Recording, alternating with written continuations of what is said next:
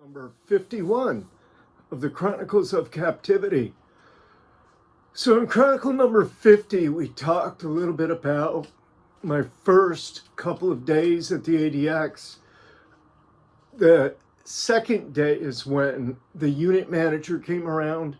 I think it was in the early afternoon. I'm not clear on that, but I know he came around that second day and he gave me a speech about, one of the things he said was, he's like, you don't understand, this is where the worst of the worst come.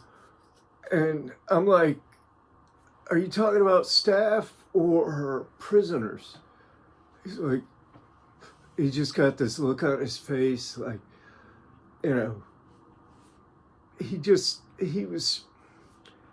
he was an administrator. He was one of those guys who just had a job description, and I suppose that having to deal with people in cages at that level it probably takes a certain kind of person to be able to do, be in that position. And I think they're trained a certain way beyond what other case managers are taught or trained at other facilities. Case managers that go to the ADX and work there, they have to have additional or other kinds of training. There has to be some kind of a, something that deadens your compassion or, where they're telling you, your job is to be as hardline as you can. You're going to run into these guys. They're going to give you a hard time, these inmates, and you have to be able to stand your ground or they won't respect you and all that kind of bullshit, right? So that's what he was, plus he was kind of short. So, there is that. And, that's how he left it, was like guys that came in within a few days of me, even a few guys after me, they all got their DS knocked off, meaning that they could all have TVs. With Powers, it was, another 70 or 80 days of DS that they wanted me to serve out there, meaning without a TV. So I just got used to doing time. I just got in my head right away that I wasn't going to have a TV. I wasn't going to be given that benefit of getting the DS off of me like that. And it had a lot of repercussions of its own, because if you're on DS, you can only order certain items from the commissary, all that kind of stuff. It also brings with it that, that they freeze your account if you owe any kind of institutional restitution, all that kind of stuff. So not only was my account frozen, but, I was on DS this whole time. So there was literally no means for me to get anything from commissary, anything to supplement my diet. Now I could trade out a little bit with some of the other prisoners if they wanted, this or that off the tray. Sometimes they trade for stamps or just trade even for commissary items. And at that time, they had little packs of coffee that they gave you in your breakfast tray. So those little packs of coffee and you could get those little packs, because guys that could go to commissary, they just save up those packs and then they just give them to you. They send them through the orderly. So over there, ADX, the orderly is in the control unit. The orderly is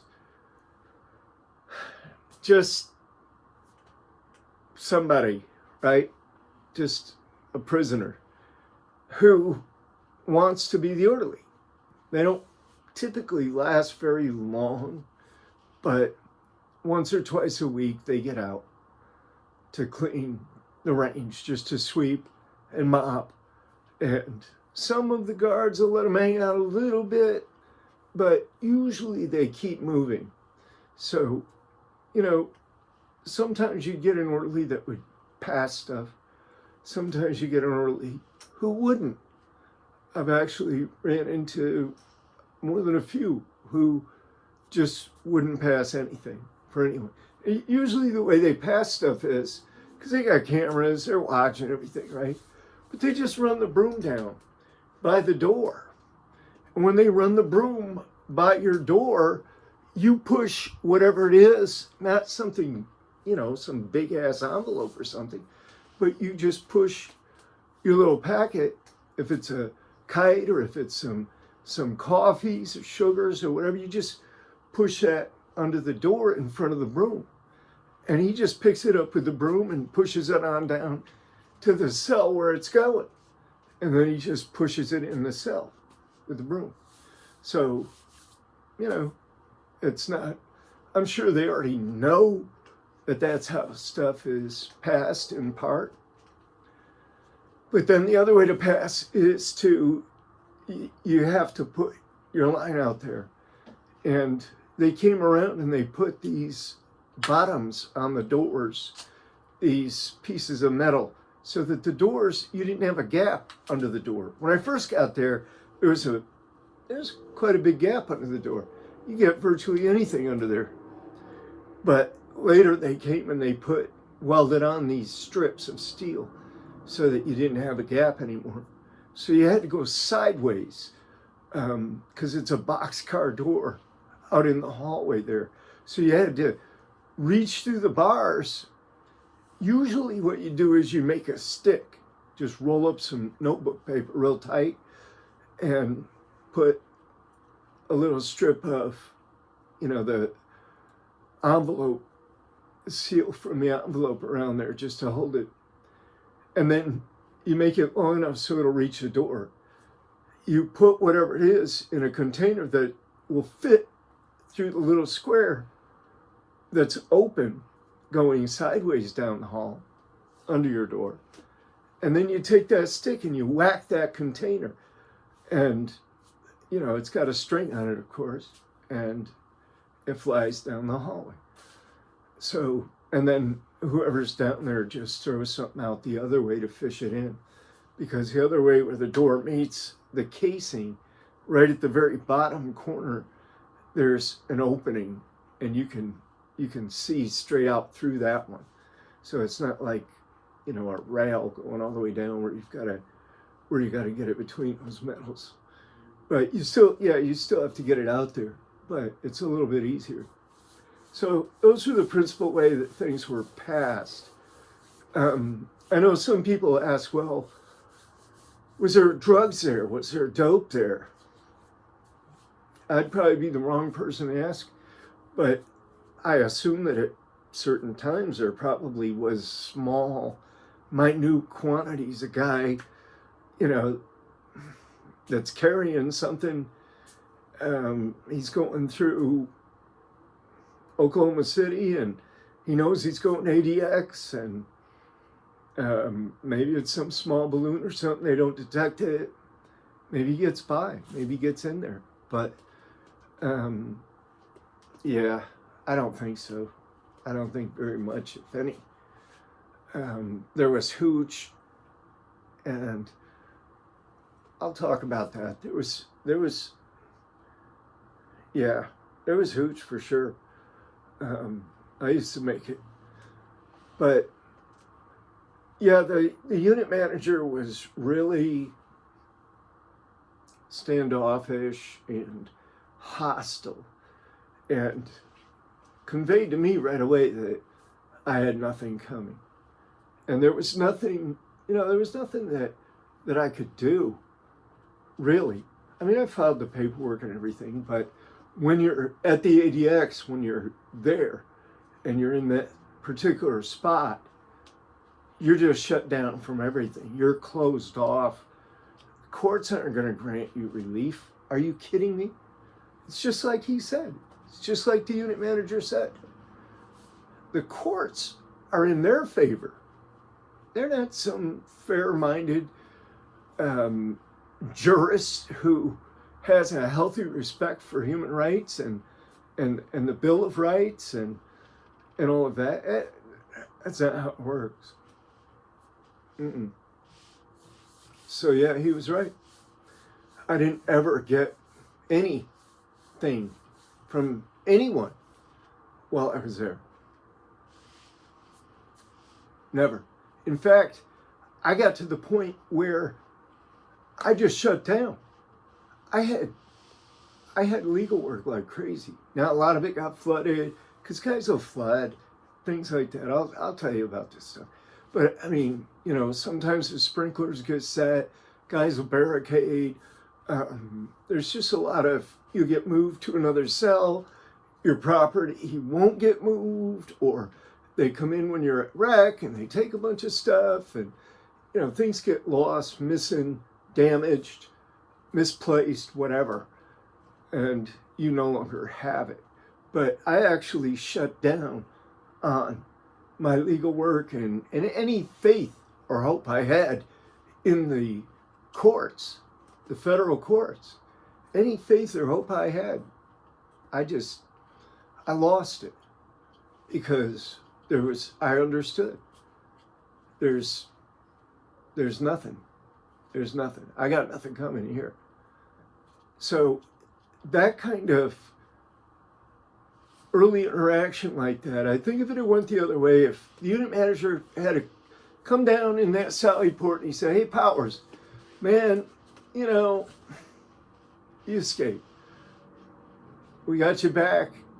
They sent you back here. Maybe it was a little bit aggressive. Maybe they shouldn't have sent you to the control unit, or, it's not typical, but here you are. Tell you what I'm going to do. I'm going to take, you got 276 days or whatever it is of DS left. I'm going to take, that's gone.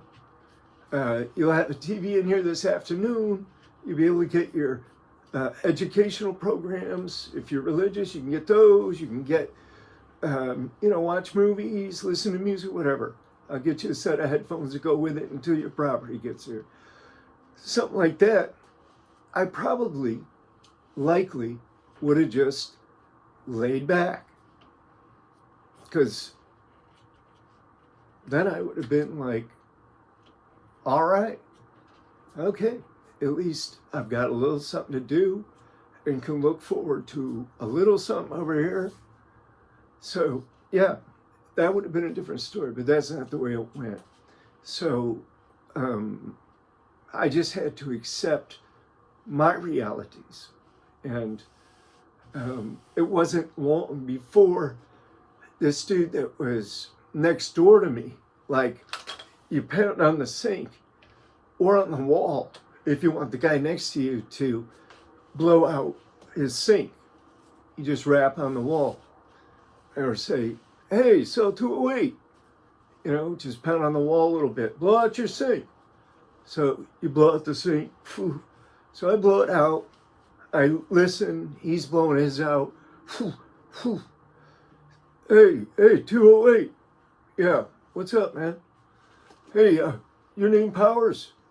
Yeah. Yeah, what's up? Well, my name's Joker. I said, "Do I know you?" It's like, no, you probably don't know me, but I know you. And so I said, "What is that supposed to mean?" And he's like, "Well, you're going to find out. You're going to find out." And it was just like kind of a strange exchange, because people, I don't know, it was just strange to me the way it came off. I knew that I had enemies there, of course. It wasn't going to be all friendly and easy time. I knew that. The Federal Bureau of Prisons did not want it to be. They wanted to make an example of me. And I mean, they did in a way, for what it was worth. But yeah, they were to embarrass the Federal Bureau of Prisons in the way that I embarrassed them by escaping. Nah, they were pissed. They were pissed. They wanted vengeance any way they could get it, right? And, they got it every way they possibly could. I got charges thrown on me, got more time, got my property taken, confiscated, lost, missing, stolen, had to start all over. I'm on DS for eons. It was just, and then I'm sent to the ADX. Not only am I sent to the ADX, but I'm put in the control unit. Not only am I put in the control unit, but I'm placed right next to a prisoner who obviously already knows who I am. And now I have an enemy. Not just one enemy, but many enemies on that range. So when I come back for Chronicle number 52, I'm going to tell you about some of the folks that I met while I was there and some of the things that happened during those first couple of weeks at ADX. I'll see you soon.